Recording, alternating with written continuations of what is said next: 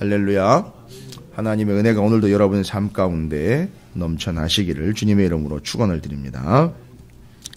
자, 7장으로 이제 우리가 넘어왔습니다만 7장은 6장 15절에 대한 두 번째 대답입니다. 그러니까 6장 15절은 무엇을 질문을 하느냐 하면 이거죠.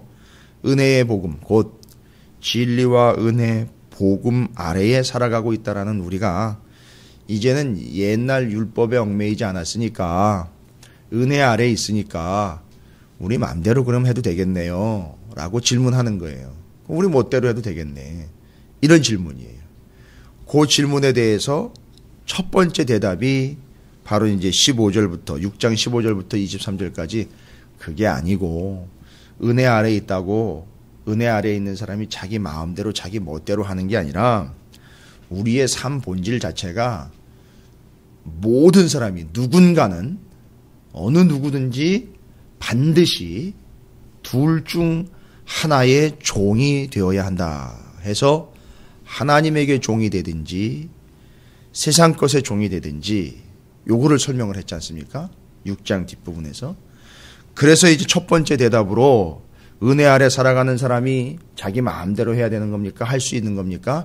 아니요, 그게 아니고 우리는 바로 어느 누구든지 하나님에게 종이 되든지 죄에게 종이 되든지 둘 중 하나입니다. 이제 설명을 한 거죠. 왜냐하면 하나님에게 종이 되면 무엇에게는 자유함이 되느냐 하면 하나님에게 얽매이지 않은 다른 것, 바로 세상적인 것들이잖아요. 그래서 저는 이 교회라는 거 아주 질색입니다. 그 교회에 얽매이기 싫습니다. 뭔 얘기죠? 복음 같은 거에 얽매이기 싫다는 거죠. 그러면 이제 교회와 복음으로부터는 자유죠? 그러나 그 사람의 인생은 뭐에게는 계속 종노릇하게 되어 있느냐 하면 그거 빼고 세상 것에는 다 종노릇하게 되어 있는 거죠. 돈, 명예, 권력들, 건강들, 세상적인 모든 요소들의 종이 되게 돼 있어요. 우리는 그냥 입버릇처럼 무엇 때문에 제가 무엇 때문이라고 핑계 같은 걸 대지만 잘 들어보시면 핑계가 아니라 본인은 이미 그 무엇 때문이라고 이야기하는 것에 종이 되어 있다라는 얘기예요. 그거는 표현이 바로 그겁니다. 정확한 거죠. 그래서 이제 교회요 복음과 진리로부터는 자유하지만 세상의 것들은 종 노릇을 하고 있다는 거죠. 반면에 하나님에게 복음에게는 종 노릇을 하고 있지만 세상으로부터는 어떻게 됩니까? 자유함을 얻고 있는 거죠. 하나님에게는 종이 됐지만 세상에는 얽매이지 않게 되는, 바로 이 종 노릇하고 있는 개념들이라는 것을 둘 중에 하나에는 반드시 종이 되어서 살아가고 있다. 따라서 종이 된 신분으로서는 자기 멋대로 할 수 있는 게 아니죠.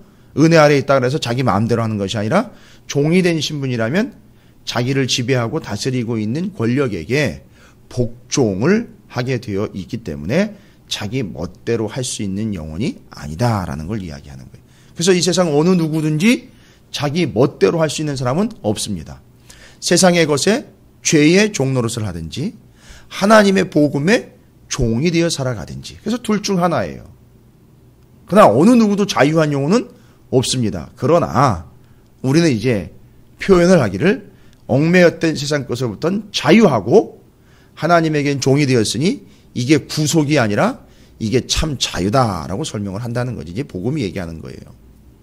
그래서 그 두 번째 답, 은혜 아래에 있는 사람들이 자기 멋대로 해도 되는 거 아닙니까? 아닙니다. 우리는 반드시 하나님에게 종이 되어 있고 세상엔 자유합니다. 두 번째로 대답을 하는 게 뭐냐면 우리는 반드시 누군가와는 결합을 해 결혼을 한 존재가 되어야 한다라는 걸 설명하는 거예요. 그래서 누구와 결혼을 하느냐? 누구에게 종이 되어 있느냐의 개념과 똑같은 거예요. 누구와 결혼했느냐? 하나님이 우리에게 맨날 넌 내 시중이나 들고 내 종노릇이라 하라, 이 개념이 아니라 바울이 이 개념을 더 기가 막히게 발전을 시킵니다. 여러분은 시키면 시키는 대로 오라 하면 오라고 가라 하면 가는 그런 아주 수동적이고 비동적인 그냥 어쩔 수 없이 따라다니고 질질 끌려다니는 그런 종의 개념이 아니라 바로 하나님과의 관계에 있어서 남편과 아내의 관계입니다. 를 설명을 하는 거예요. 그렇게 발전시킨 거예요. 그러니까 우리의 신분을 그냥 수동적으로 시키면 시키는 대로 해야 하는 관계 아닌 부부관계로서 하나님과의 결합을 이야기하는 거예요. 그래서 이야기를 합니다. 두 번째 대답으로 우리는 세상의 법, 하나님이 물론 주신 거지만 율법, 법과 결혼한 사람이 되든지 하나님과 결혼한 사람이 되든지 둘 중 하나입니다. 따라서 결혼을 했으면은요, 자기 멋대로 할 수 있는 게 아니죠. 결혼한 남편과 결혼한 상대에게 소속이 되든지 얽매이게 된다는 거예요.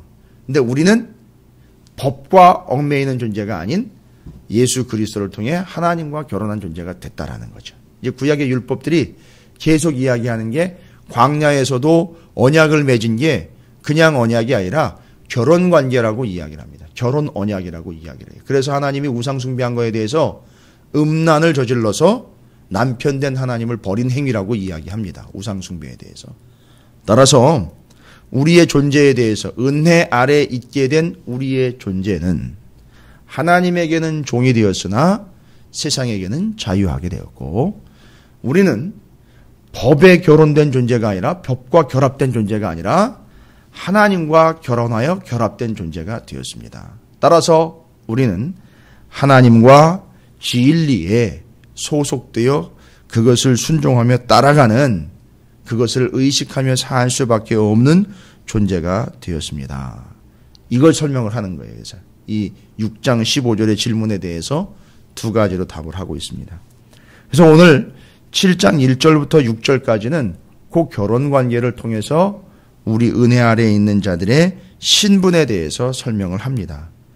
누군가에게 종이 되든 누군가에겐 자유롭고 누군가에게 결혼을 하든 바로 우리는 우리의 신분상 명확하게 둘 중 하나라는 겁니다.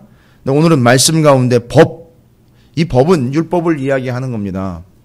율법을 이야기하고 또 그 율법이 남편과의 관계에 있어서 남편이 죽으면 법적으로 남편으로부터 자유롭게 되고, 남편이 살아있는 동안에는 남편에게 복종을 해야 하며 남편에게 소속이 되어 있는 이제 여성들 얘기를 하는 거예요. 이 당시에 이제 유대인이나 그 근동에 있던 여성과 남성이 결혼을 해서 한 가정을 이끌어 부부관계의 이야기를 하는 거예요.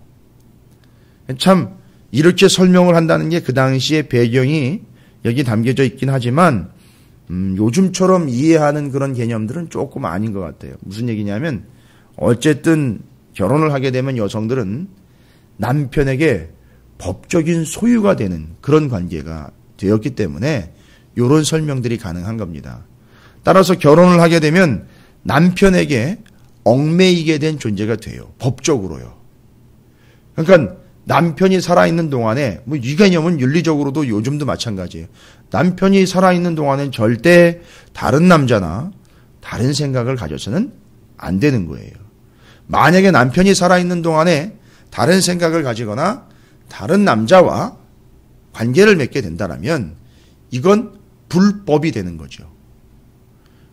그래서 살아있는 동안은 절대 안 됩니다. 그런데 참 재미있는 건 뭐냐면 남편이 죽으면요.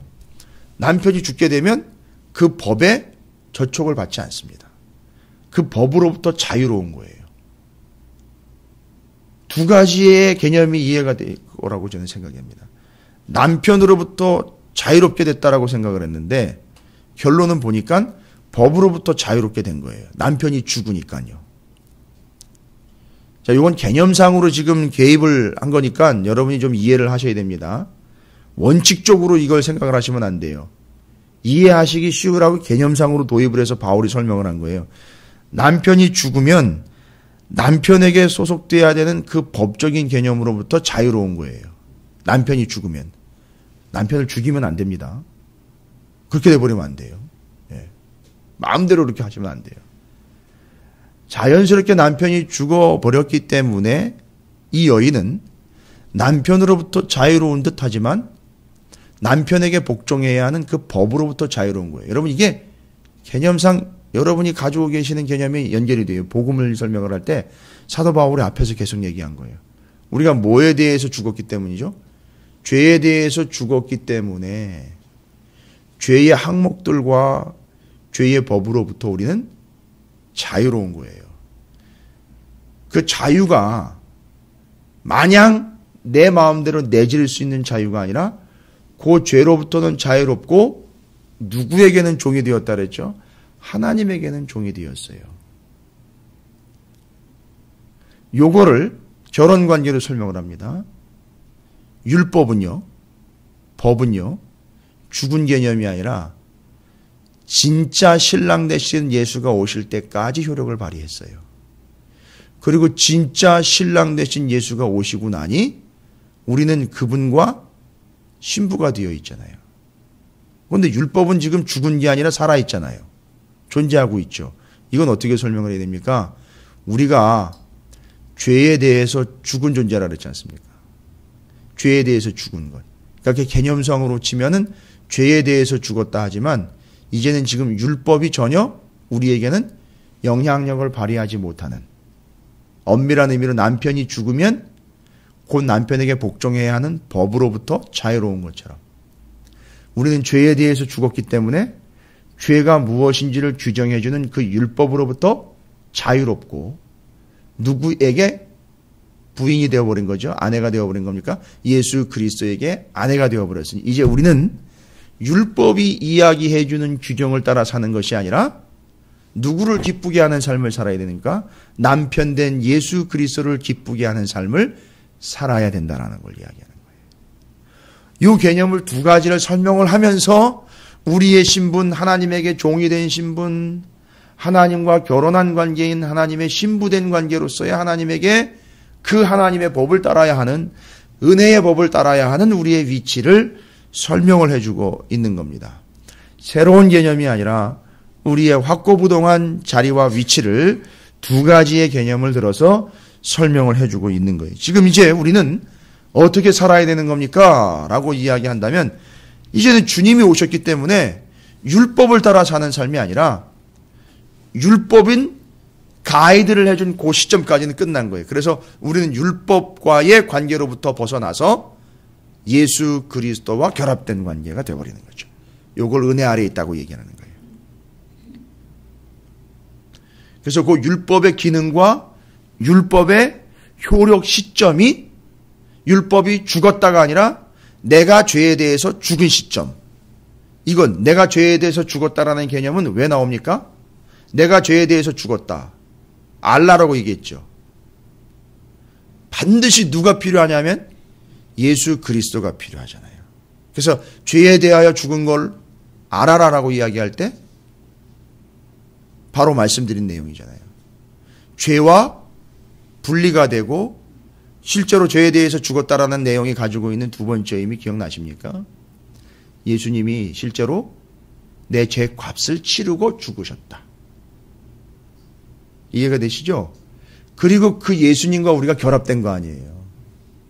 이게 한순간에 이루어지는 겁니다. 그걸 지금 다시 설명을 하는 거예요. 결혼 관계로서.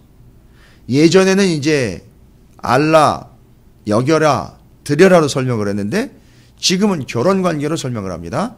순간 이루어지는 거예요. 순간. 율법이 인도했던 그 시점까지. 그 다음에 이 율법의 용도는 뭐라 그랬죠? 여러분 이제 다 기억하시죠? 죄를 깨닫게 해주고 누구를 지시해 주는 겁니까? 그렇죠. 그거예요. 그게 한순간에 다 이루어진 겁니다. 내가 죄에 대해서 죽는 순간 그냥 무조건 내가 목을 매단다고 죽는 게 아니에요. 죄에 대해서. 누가 오셨기 때문이죠. 예수 그리스도께서 오셨기 때문에 내가 죄에 대해서 죽는 거예요. 예수님이 내 죄를 대신 지셨기 때문에 죽는 겁니다. 내가.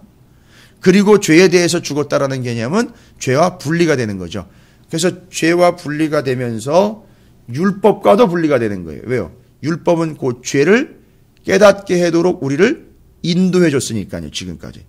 그리고는 그것이 분리가 일어나고 누구와 도킹이 이루어지는 겁니까? 예수님과 도킹이 이루어지는 거죠. 그래서 죄에 대해서 죽는 순간 우리는 율법과도 분리가 되고 예수 그리스도와 연합이 되어 예수님과 결혼한 자가 된다라는 사실이에요. 이게 은혜 아래에 있다라는 걸 이야기하는 거예요. 자, 그럼 이제 은혜 아래에 있다라는 개념이 정확하게 정리가 됩니다. 은혜 아래에 있는 건 자기 멋대로 하는 게 아니라 은혜 아래에 있는 최종적인 모습은 예수 그리스도 하나님 아버지와 함께 연합한 존재가 된 거예요. 그래서 하나님과 결혼 관계에 이뤘기 때문에 우리는 예전에 율법이 이야기하는 해서는 된다, 안 된다의 개념을 따지는 게 아니라 결합된 존재인 누구죠? 신랑 되신 예수 그리스도, 신랑이신 하나님 아버지, 그분을 어떻게 하면 기쁘게 해드릴까를 추구하게 된다는 거예요, 이제는. 그러니까 더 적극적으로 원하는 바를 따라 살게 되고 쫓아가게 돼 있다는 거죠. 요게 결혼 관계로 설명한 더 적극적인 의미예요. 그러니까 지금까지 율법이 하라 말아라를 어떻게 하죠? 초월하는 겁니다. 이게 은혜 아래에 있는 삶이에요. 그래서 지금 이제 은혜 아래에 있기 때문에 내가 은혜 받는 일에 치중이 돼서 은혜 안 되면 안 하고 은혜가 되면 하는 개념이 아니에요.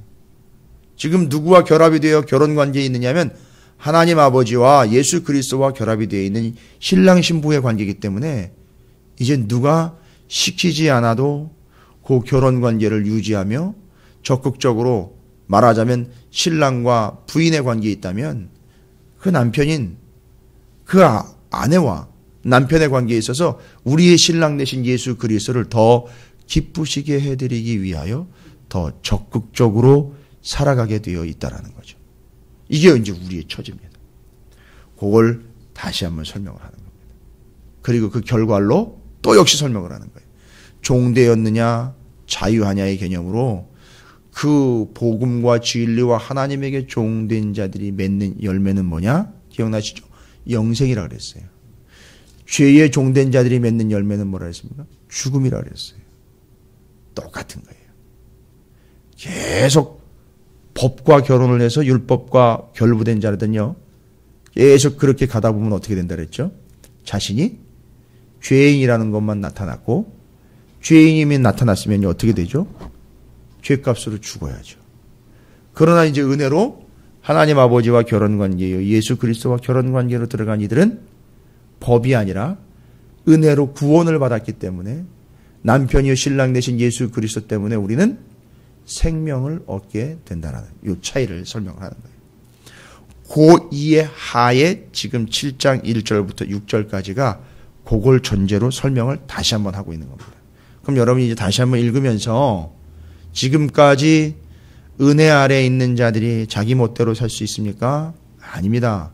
반드시 우리는 하나님에게 종이 되어야 되고 하나님에게 부인이 되어서 남편과 아내와의 관계처럼 주인과 종의 관계처럼 우리는 하나님의 뜻을 더 적극적으로 순종해야 하고 우리의 남편 되신 예수 그리스도와 신랑 되신 하나님 아버지를 더 적극적으로 기쁘게 해드리는 삶을 살아가게 돼야 됩니다. 그런 삶의 결과는요, 영생입니다. 라는 걸 이야기하는 거예요. 그걸 두 가지를 통틀어서 정리를 합니다. 그럼 제가 다시 한번 읽으면서 지금까지 그 두 가지 개념들이 여러분에게 이제 정리가 되도록 다시 본문들을 여러분이 좀 이해하시면 더 확실하게 정리가 될 줄로 믿습니다. 형제들아, 내가 법 아는 자들에게 말하느니 잘 알아요, 법을. 왜냐하면 이 법대로 살아왔기 때문에 그렇습니다. 법을 지키려고 엄청 노력해왔기 때문에 이 사람은 지금 아직까지 어떤 상태죠? 법과 결합되어 있는 상태예요. 이게 어느 순간에 분리된다 그랬죠? 죄에 대해서 죽는 순간 법이 죄를 알려주니까 그 분리가 되는 거예요. 그걸 죽음이라고 표현해서 조금 꺼림직하긴 한데, 형제들은 내가 법 아는 자들에게 말하노니 너희는 그 법이 사람이 살 동안만 그를 주관하는 줄 알지 못하느냐. 이게 지금 살아있다라는 개념이네요. 여기는 또 사람이 살아있는 동안만 법이 효력이 있대요. 뭔 얘기입니까? 목숨이 있는 동안이 아니라 법대로 살 동안에. 이게 지금 뭐에 대해서 살아있는 상태입니까? 이 사람은 지금? 죄에 대해서 살아있는 상태예요. 이 살아있다라는 건요, 죄에 대해서 살아있는 상태예요. 왜요? 법대로 살고 있으니까요. 법대로 살면 뭐만 깨닫는다 그랬죠? 계속? 죄만 깨닫는 거예요. 아, 내가 죄인이네. 죄인이네. 아, 이건 다 지킬 수 없네. 그거잖아요. 지금 법대로 살아가는 사람들은. 그래서 그 사람이 죄에 대해서 살아있는 상태예요, 지금. 죄에 대하여 죽은 상태가 아니라 죄에 대해서 계속 살아있는 겁니다. 그러니까 죄를 짓지 않으려고 율법을 지켰는데 결론은 뭐예요? 나는 죄인 거예요. 그래서 죽은 거예요. 실질적으로는. 그러나 죄에 대해서 계속 살아있는 거예요. 율법을 지키려고 하다 보니까. 2절에서 이제 설명이 들어가면 남편 있는 여인이 그 남편 생전에는 법으로 그에게 매인 바 되나 만일 그 남편이 죽으면 남편의 법에서 벗어나니라. 그렇죠. 이제 남편이 죽게 되면 그 남편으로부터 벗어나는데 정확하게 하면 남편으로부터 벗어나는 게 아니라 남편을 섬겨야 하는 법으로부터 벗어나는 거죠. 우리가 죄의 법으로부터 벗어나게 되는 거예요. 그걸 연결하는 거예요. 그러므로 만일 그 남편 생전에 다른 남자에게 가면 음녀라. 그렇죠. 살아있는 동안에 다른 남자한테 가면 음녀가 되는 거죠. 그러나 만일 남편이 죽으면 그 법에서 자유롭게 되나니 다른 남자에게 갈지라도 음녀가 되지 아니하니라. 우리가 이제 죄에 대해서 죽는 거예요. 죄에 대해서 죽었다는 것은 율법에 대해서 죽은 거예요. 그러니까 이제는 문제가 되지 않습니다. 누구에게 가도요? 예수님에게 가도요. 가게 돼 있잖아요. 예수님과 결합하게 돼 있잖아요. 그건 문제가 되지 않습니다. 그건 하등의 법적으로 차이가 문제가 되지 않습니다. 그래서 우리는 내 형제들아 너희도 그리스도의 몸으로 말미암아 율법에 대하여 죽임을 당하였으니 율법에 대하여 죽임을 당했다는 얘기는요. 죄에 대해서 죽었다는 거잖아요. 그렇게 됐고 이는 다르니 곧 죽은 자 가운데서 살아나신 이에게 가서 예수에게 가서 우리가 하나님을 위하여 열매를 맺게 하려 함이라. 부부가 되어 열매 맺는 거예요. 관계가 되어 열매 맺는 이 열매는요. 앞에도 나왔죠. 영생이라고 그랬어요. 그거 이야기합니다. 우리가 육신에 있을 때에는 율법으로 말미암는 죄의 정욕이 우리 지체 중에 역사하여 우리로 사망을 위하여 열매를 맺게 하였더니 그 이전에 율법과 결합되어 죄를 짓고 있는 상태, 죄인인 것이 계속 드러나는 상태에서는 그 최종의 열매는 뭐라고요? 사망이라고 그러죠. 그래서 죄의 삭은 사망이다라고 23절에 얘기했잖아요. 6장 23절이요. 그러나 이제는요. 6절에 우리가 얽매였던 것에 대하여 죽었으므로 죄, 그 죄를 깨닫게 해준 율법, 거기 얽매였던 것에 대해 어떻게 됐다고요? 죽었습니다. 그리고 그 율법으로부터 벗어났어요. 죄로부터 분리가 됐습니다. 이러므로 우리가 영의 새로운 것으로 섬길 것, 영으로 오신 우리 구주 예수 그리스도를 섬길 것이요 율법의 조문에 묵은 것으로 아니할지니. 이제는 무엇이 인도하는 대로, 성령이 인도하는 대로 예수 그리스도를 따르고 섬기게 되어 있다는 거죠. 적극적으로 내 신랑 되신 예수 그리스도를 섬김에 나의 기쁨을 위함이 아니라 이제는 신랑이여 나의 주인인 하나님 아버지와 우리 구주 예수 그리스도가 기뻐하시는 뜻이 무엇인지를, 마치 결혼관계에서 남편과 아내가 상대 남편, 상대 아내를 더 기쁘게 해주는 일이 무엇인지 법적으로 하는 게 아니라 이제는 은혜요, 사랑으로 하게 되어 있다는 거죠. 그러니까 누가 시키지 않아도, 누가 적어놓은 법칙이나 원칙에 의함이 아니라 자원함으로 은혜와 사랑으로 이제 하게 되어 있는 거예요. 예전에는요, 율법을 법적으로 지켰죠. 이제는요, 내 남편, 내 아내 되시는 내 신랑이 내 아버지요, 내 남편이 예수 그리스도를 사랑으로 더 기쁘게 해드릴 걸 적극적으로 나가게 된다는 거죠. 요게 은혜라는 거예요. 그리고 이게 사랑이라는 거예요. 하나님이 세상을 이처럼 사랑하사라, 그 사랑을 받은 자가 하나님을 더 적극적으로 사랑하게 되었다. 요게 은혜 아래에 있는 상태인데 이제 결론이 나는 거예요. 은혜 아래에 있다라는 것, 곧 그것은 사랑하는 것이라는 걸로 결론이 나요. 이게 복음이에요. 그래서 여러분이 은혜 아래에 있다라는 얘기는 누구를 더 사랑하면서 살아가게 되느냐면 하나님, 우리 구주 예수 그리스도를 더 사랑하면서 살아가게 되어 있는 겁니다.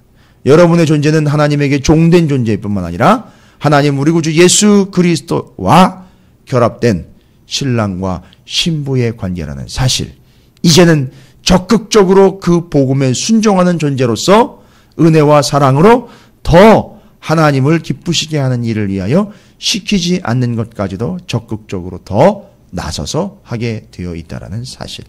이것이 우리의 현재 상태라고 바울이 이야기하면서 이 뒤로 가면은요, 이제 율법에 대해서 조금 더 설명을 합니다. 율법의 의미에 대해서.